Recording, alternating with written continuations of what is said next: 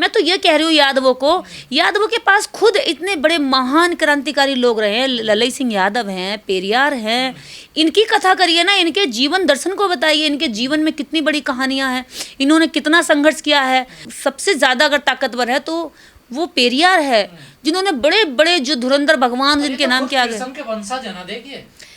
देखिए अगर वंशज की बात करें तो ये वंश के नाम पर धर्म में चिपकाए रखने के लिए ये छोटे छोटे लॉलीपॉप दे दिए हैं कि ये चिपके रहें, अगर धर्म से हटे तो धर्म अल्पसंख्यक हो जाएगा बहुसंख्यक की बजाय। और अल्पसंख्यक हिंदू धर्म है आज भी, क्योंकि हिंदू धर्म में ओबीसी को, पिछड़ों को और एससी को चिपकाकर इसलिए रखा गया ताकि इनके सहारे हमारी जो मेजोरिटी है वो बनी रहे। पर देश भर में ऐसी खबरें, वीडियो सामने आ रही है कि यादव समाज बड़ा अपमान कर रहा है इटावा की घटना को देखकर। यादव समाज को तो ये समझना चाहिए, यादवों के नेता खुद मुख्यमंत्री रहे हैं इस उत्तर प्रदेश के अंदर, अखिलेश यादव जी खुद शंकराचार्यों के पैरों में जाकर के नतमस्तक होते हैं, उनके पैर चरण छूते। मुख्यमंत्री होकर के शंकराचार्य तो ऊपर कुर्सी पे बैठता है और ये नीचे पैरों में बैठ करके उनको नमन करके आते हैं।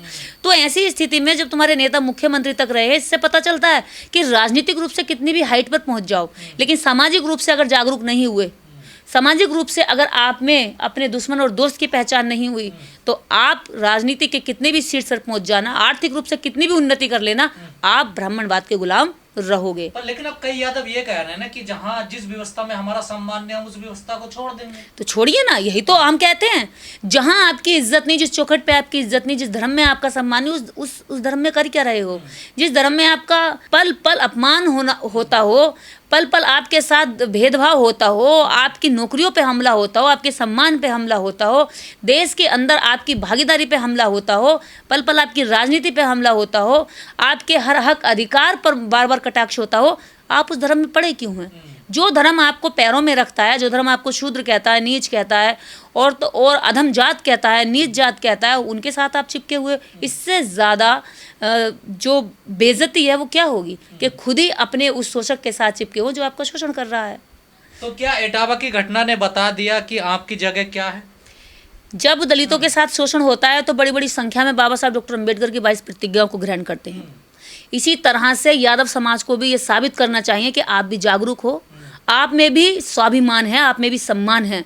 बाबा साहब डॉक्टर अम्बेडकर की 22 प्रतिज्ञाएं सामूहिक रूप से 1000, 2000, 5000 लोग लेकर तो दिखाएं, दम तो दिखाएं कि हाँ हम भी इस गली सड़ी व्यवस्था को, इसको हम लात मार सकते हैं जिसमें हमें नीचे रखा गया। और ऐसी गली सड़ी व्यवस्था में तुम्हें रहने की ज़रूरत क्या है? किसी सिस्टम में जहाँ तुम्हारा शोषण है, जहाँ तुम्हारे साथ तिल तिल घुटने के लिए, मरने के लिए छोड़ दिया जाता हो, तुम्हें ऊपर उठाने की कोई व्यवस्था ना हो, तुम्हें उस शूद्र से कभी प्रमोशन नहीं मिल रहा हो, 1000 पीढ़ियाँ होगी तुम शूद्र से आज तक छत्रे नहीं हो पाए, छत्रे से आज तक तुम ब्राह्मण नहीं हो पाए, तो उस व्यवस्था में पड़े हुए क्या कर रहे हो? बाबा साहब डॉक्टर अम्बेडकर के संविधान में एक गरीब जो जूता सिलता हो, एक गरीब जो सफाई करता हो, वो भी आईएएस बन सकता है कल को अगर तैयारी करे तो।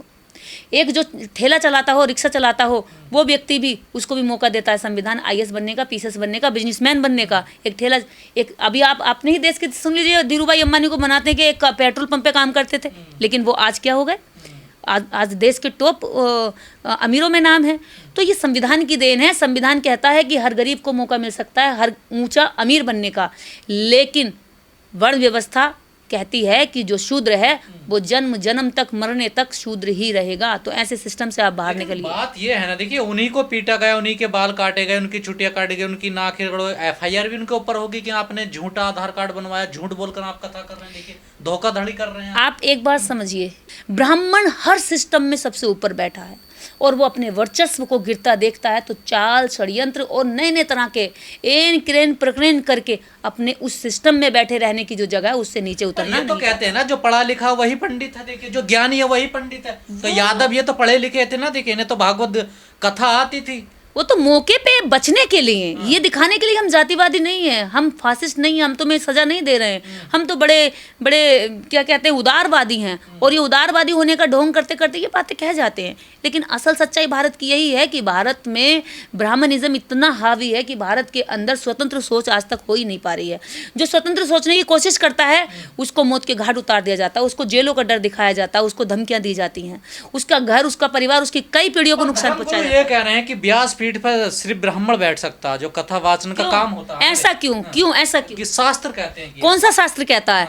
जब भारत का भारतीय संविधान हर कोई छू सकता है, हर कोई पढ़ सकता है, तो इन धर्म ग्रंथों को छूने की जरूरत ही क्या है? मुझे लगता है जब आपके सारे अधिकार भारतीय संविधान में है, आपकी सारी सम्मान, स्वतंत्रता और आपकी सुरक्षा तक भारतीय संविधान में, तो फिर इन ग्रंथों को चिपकाए पढ़ कर क्या रहे हैं शूद्र दलित?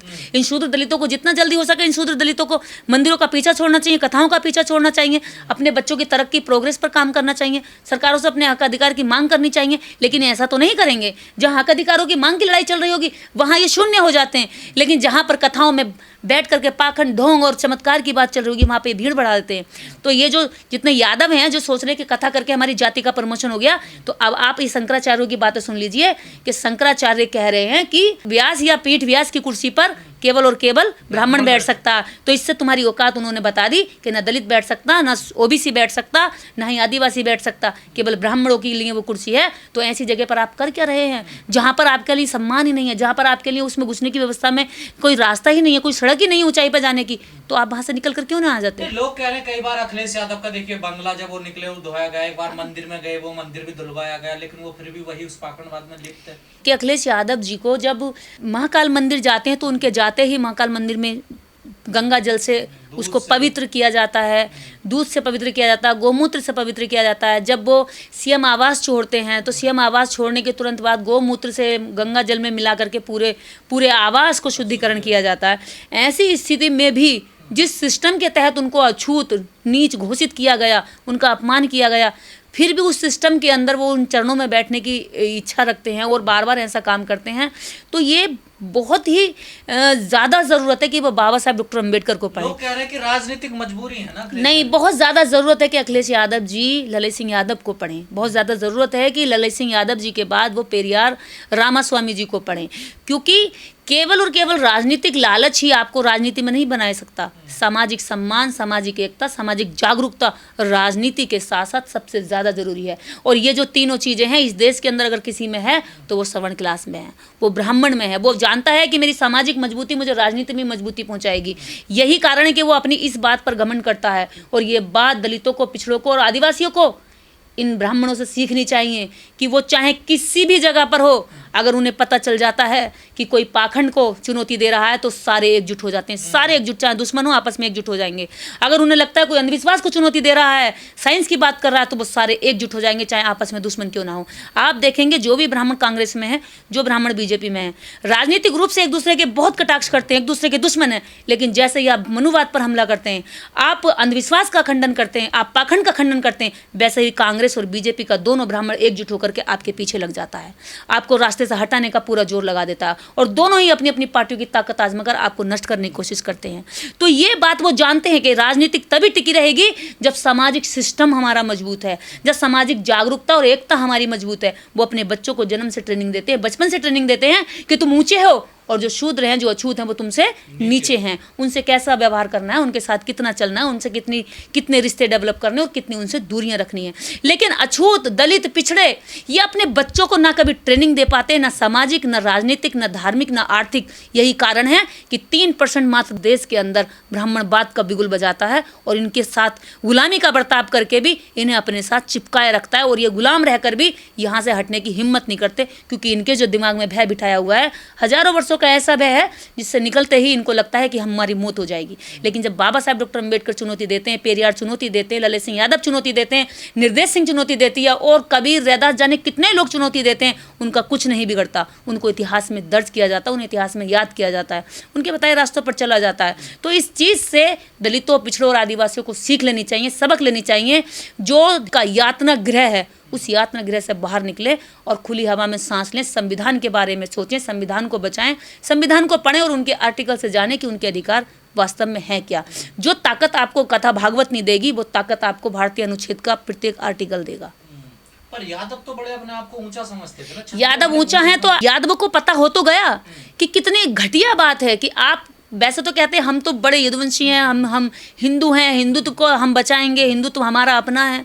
जब भैया हिंदुत्व तुम्हारा अपना है तो तुम्हें कथा में लात मार के क्यों निकाला गया, तुम्हारी चुटिया तक क्यों काटी गई, तुम्हें तुम्हें इतना अपमानित क्यों किया गया? आज जिस धर्म में ये कहते हैं कि सारे हिंदू एक हो जाइए, जब चुनावी नारा देना होता है कि सारे हिंदू एक हो जाइए, यहाँ तक कि सबसे निचला जो जाति में जिनकी नज़र में सबसे नीचे माना जाता है उसको भी गले लगाने के लिए, उसके घर भी खाना खाने के लिए, फ़ोटो खिंचवाने के लिए पहुँच जाते हैं। लेकिन जब चुनाव हो जाते हैं तो उसके बाद इन्हें सब जातियों के आधार पर लोगों की आइडेंटिटी करनी होती है। और यही नहीं, शादी ब्याहों में तो जातियाँ पूछते ही थे। अब आप देखिए कि कथाओं के पंडाल में भी कथावाचकों की जातियाँ पूछने लगे हैं कि आपकी जाति क्या है। और जैसे ही पता चला कि ये जाति ब्राह्मण की नहीं है, वैसे ही उसकी पिटाई करी, उसका अपमान किया, उसे घुटनों के बल चलाया, उनसे नाक रगड़वाई। तो इससे पता चलता है कि कथा वाचने का जो कार्य है वो धर्म से संबंधित नहीं है, वो बिजनेस से संबंधित है। और इस बिजनेस पर एक का अधिकार जो पूरा आरक्षण है वो एक वर्ग विशेष, एक जाति का है जो उसको ब्राह्मण कहते हैं। और ब्राह्मण अपने इस बिजनेस में किसी और की एंट्री बिल्कुल नहीं चाहता। पर शंकराचार्य ये कह रहे हैं ना, सार्वजनिक स्थल पर गैर ब्राह्मण नहीं कर सकता कथावाचन का काम। देखिए जितने भी शंकराचार्य हैं आप उनकी जाति पूछिए कौन है, ब्राह्मण है ना। एक भी शंकराचार्य, जब 4 शंकराचार्य हैं 4 मठों के, तो आपने अभी तक ये जाना कि कितने शंकराचार्य अब तक दलित रहे हैं? जब हिंदू, दलित भी हिंदू है, ओबीसी भी हिंदू है, तो फिर अभी तक शंकराचार्य केवल ब्राह्मण क्यों हैं? अभी तक के शंकराचार्य समस्त ब्राह्मण क्यों हैं? आरएसएस के मुखिया, आरएसएस का जो सर संचालक होता है वो अभी तक ब्राह्मण ही क्यों रहा है? क्योंकि इन्हें पता है कि भारत के अंदर हिंदू नाम का कोई धर्म नहीं है। देश संविधान से चलता है ना। देखिए संविधान तो सबको इजाजत देता, कोई किसी भी अपने धर्म में आस्था रख सकता है। अब आप यही सोचिए ना, इन यादवों से, शूद्रों से, दलितों से, मैं गद्दार इनको नहीं कह रही ब्राह्मणवाद के जो पोषक हैं, मैं गद्दार उनको कह रही हूँ जो ब्राह्मणवाद में शोषित हैं, अपना शोषण करवा रहे हैं, उसके बाद भी उससे चिपके हुए हैं, उसे छोड़ना नहीं पा रहे हैं, उसके साथ लगे हुए हैं और उसको बढ़ावा दे रहे हैं।